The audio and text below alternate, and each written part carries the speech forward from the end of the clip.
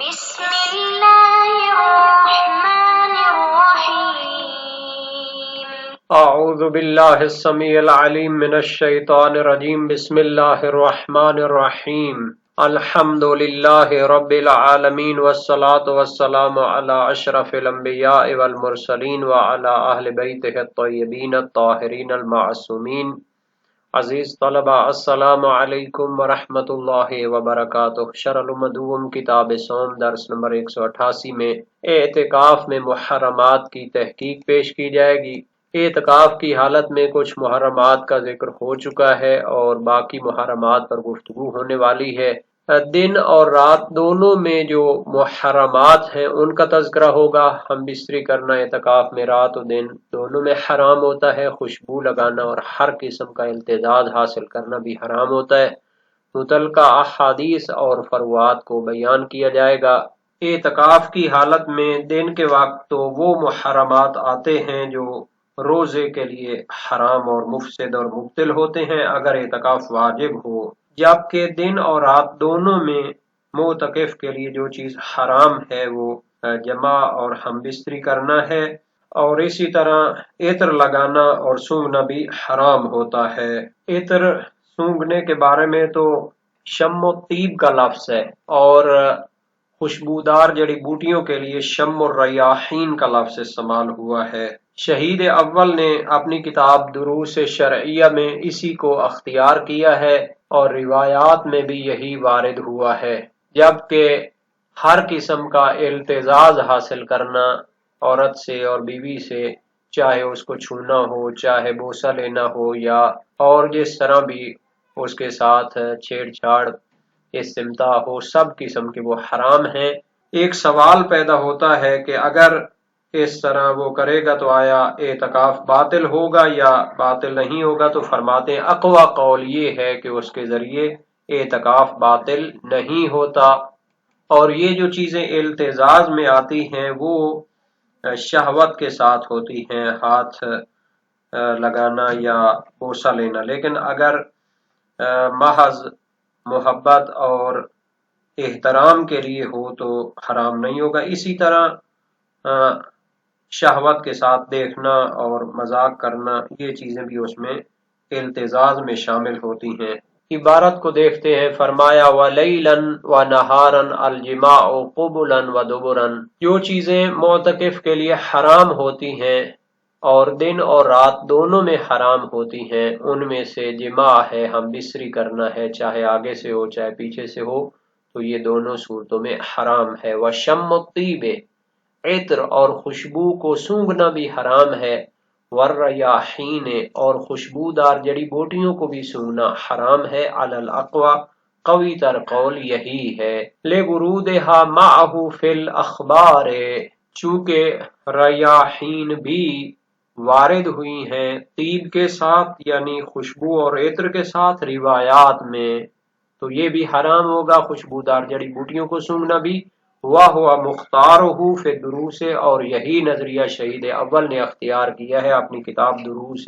شرعیہ میں۔ وَالْإِسْتِمْتَاعُ بِالنِّسَاءِ لَمْسًا وَتَقْبِيلًا وَغَيْرَهُمَا وَلَكِنْ لَا يَفْسُدُ بِهِ الْاِعْتِكَافُ عَلَى الْأَقْوَى بِخِلَافِ الْجِمَاعِ، اور اسی طرح دن اور رات میں جو چیزیں حرام ہیں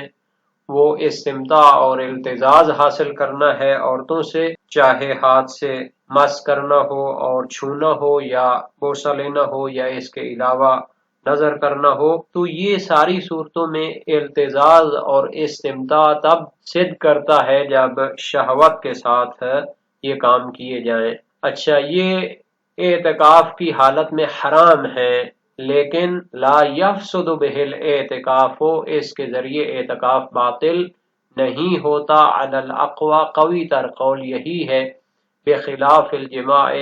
لیکن اگر ہم بستری کی جائے اعتکاف کی حالت میں تو وہ حرام بھی ہے اور اس کے ذریعے اعتکاف باطل بھی ہو جاتا ہے۔ اعتکاف کی حالت میں جماع اور ہم بستری کے حرام ہونے کے بارے میں کوئی اختلاف نہیں ہے۔ تمام فقہائے شیعہ امامیہ اس کے قائل ہیں کہ یہ حرام ہے، اور اس کی دلیل آیت اور روایات ہیں۔ سورہ بقرہ آیت نمبر 187 میں فرمایا وَلَا تُبَاشِرُوهُنَّ وَأَنْتُمْ عَاكِفُونَ فِي الْمَسَاجِدِ، جب مسجد میں اعتکاف کی حالت میں ہو تو ہم بستری نہ کرو۔ اور موثقہ حسن بن جہم جلیل القادرسی کا راوی ہیں، امام ابو الحسن علیہ السلام سے روایت کی، فرمایا عن المعتکف یأتی اہلہ فقال علیہ السلام لا یأتی امراتہ لیلا ولا نہارا وہو معتکف۔ راوی نے سوال کیا کہ اعتکاف کرنے والا آیا اپنی اہل و عیال بیوی سے ہم بستری کر سکتا ہے؟ امام نے فرمایا لا یأتی امراتہ لیلا ولا نہارا وہو معتکف، اعتکاف کی حالت میں دن و رات میں ہم بستری نہیں کر سکتا۔ وسائل و شیعہ باب پنجم کتاب الاعتکاف میں یہ حدیث موجود ہے، اور اس روایت میں اطلاق پایا جاتا ہے تو ہر قسم کی ہم بستری حرام ہوگی، یہاں تک عطر کو سونگھنا ہے یا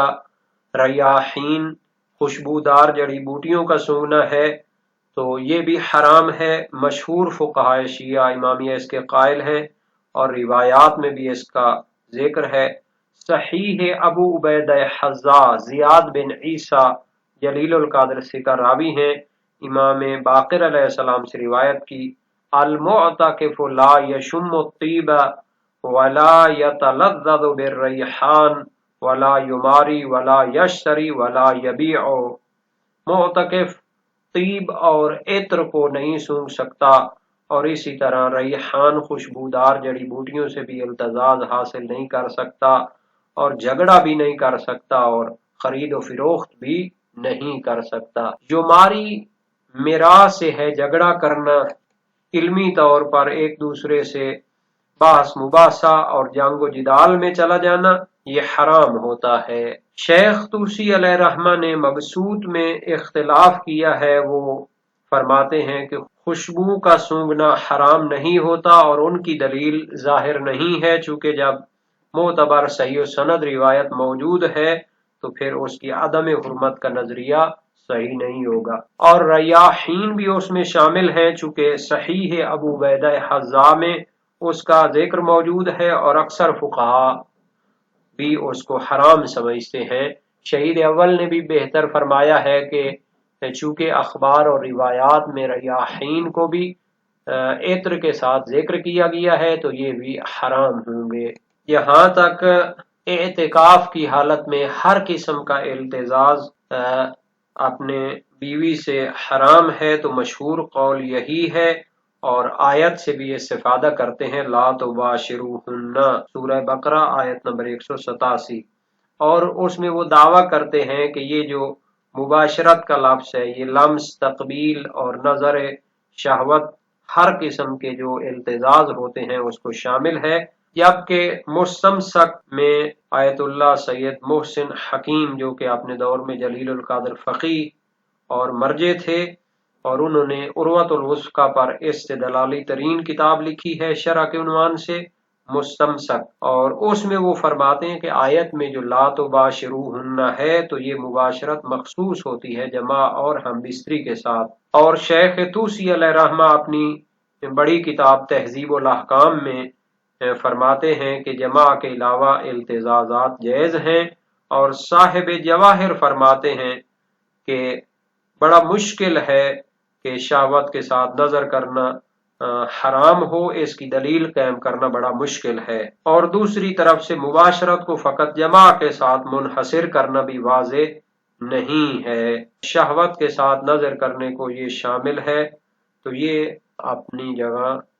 محکم نظریہ نہیں ہے۔ یہاں تک اس کے حرام ہونے کے ساتھ ساتھ مفسد اور مبطل اعتکاف ہونے کا تعلق ہے تو اس میں اختلاف نظر پایا جاتا ہے۔ شہید ثانی نے فرمایا ہے کہ اقوی قول یہ ہے کہ یہ مفسد نہیں ہوگا، اور یہی نظریہ علامہ حلی نے مختلف شیعہ فی احکام شریعہ میں اختیار کیا ہے۔ ان کی دلیل یہ ہے کہ یہ نہیں عبادت سے خارج ایک امر سے تعلق پکڑتی ہے، اور خود عبادت کے جزء شرط اور اس کے ساتھ جو اجزاء ہوتے ہیں ان کے ساتھ یہ تعلق نہیں پکڑتی، اس وجہ سے خود عبادت جو اعتکاف ہے وہ باطل نہیں ہوگا، لیکن یہ کار حرام ہوگا۔ تو اس میں اشکال یہ ہے کہ جن علماء نے اس کام کو حرام قرار دیا ہے انہوں نے اس کے مبتل اور مفسد ہونے کا بھی نظریہ اختیار کیا ہے، چونکہ اس سے نہیں آئی ہے اور عبادت سے نہیں جس طریقے سے بھی تعلق پکڑے وہ اس کے لیے مفسد ہوتی ہے، اور جو نہیں اس سے آئی ہے وہی نہیں جماع سے بھی آئی ہے، اگر جماع سے نہیں ہونے کی وجہ سے وہ حرام بھی ہے اور مفسد بھی ہے تو پھر یہ استمتاع اور التزاز بھی اگر منہی عنہ ہے اور ممنوع ہے، حرام ہے، تو یہ مفسد ہونے کا بھی سبب بنے گا اور یہ مفسد اور مبتل بھی ہوگا اعتکاف کے لیے، چونکہ علم اصول میں جو بحث نہیں آیا تقاضا کرتی ہے عبادت کے فاسد اور مبتل ہونے کا،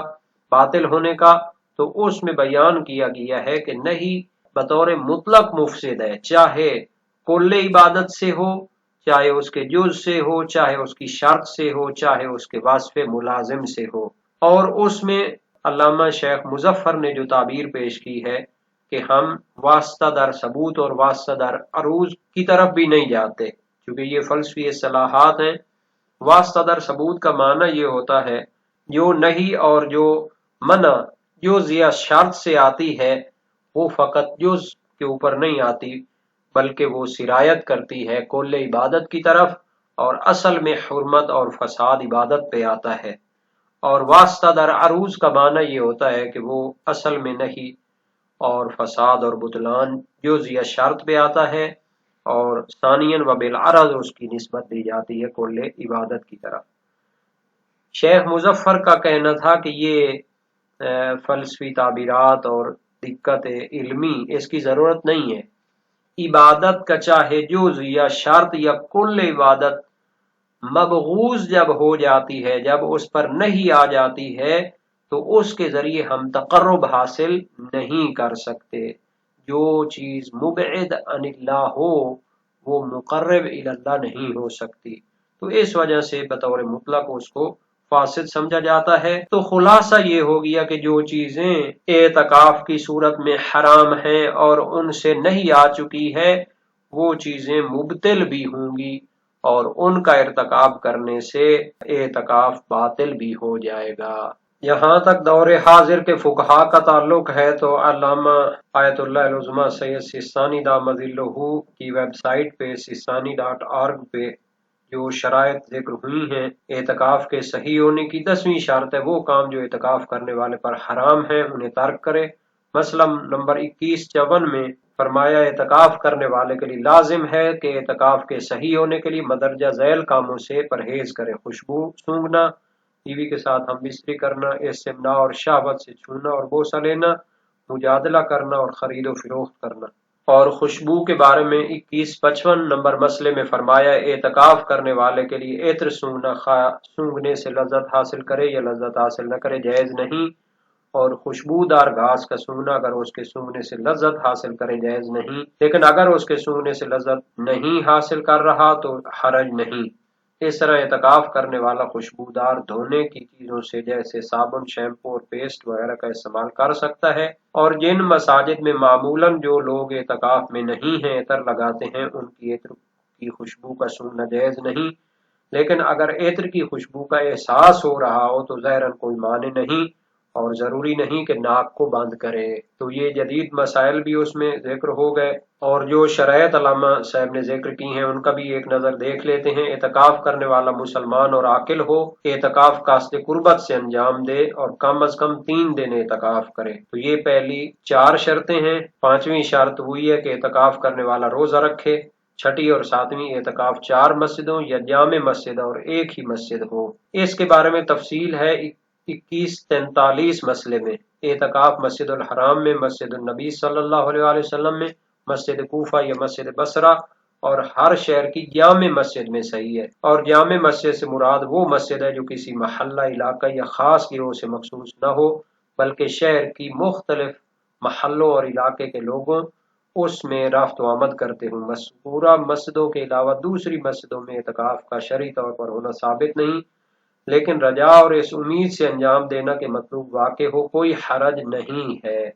لیکن جہاں پر مسجد نہیں، مثلا امام بارگاہ ہے، اعتکاف شرعی حیثیت نہیں رکھتا، اس لیے رجا کی نیت سے بھی انجام نہ دیں۔ اور ایک 8ویں شرط ذکر کی ہے، اعتکاف ایسے شخص کی اجازت سے ہونا چاہیے جس کی اجازت شرعی طور پر لازم ہے، اور اس میں اعتکاف والدین کی اذیت کا باعث ہو، اور یہ اذیت مہربانی اور شفقت کی بنیاد پر ہو، یا یہ کہ عورت شوہر کی اجازت کے بغیر گھر سے باہر جائے اور اعتکاف کرے تو اعتکاف باطل ہے۔